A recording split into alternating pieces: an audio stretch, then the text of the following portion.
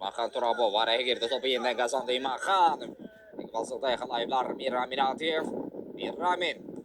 Zerbe Miramin Hatiyev. Orhan Mehmet Beyov.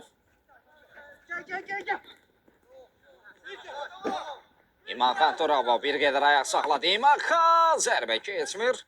Orhan Mehmet Beyov. İmakan elə də pressing edir. Miramin Hatiyev. Kritik müdaxilə ilə komandasını xilas edir.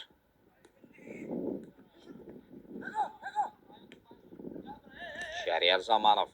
Miramin Hatiyev. Çox klas. Elvin Eşimov. İmakan. Sonunda Miramin'in de toxunuşu var idi zənnimcə. 5 komanda yoldaşı var idi Əbülfəzdən savaya hər kəs. Rəqibinin səsindədir.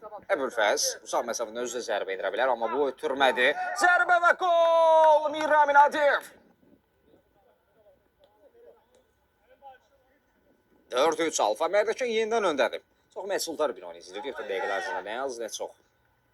7 gol izləmişik. Daha bir əmli olacaq. Miramin Hatiyev dubl edir.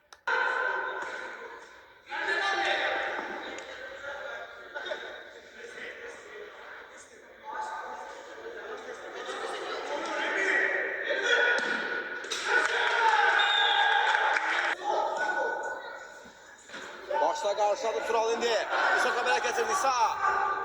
Sağ. Zərbə indir və gol!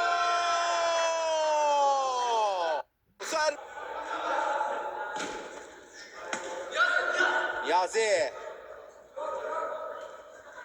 Salman. Yazi. Niyazi. İsa'nın zərbəsi və gol!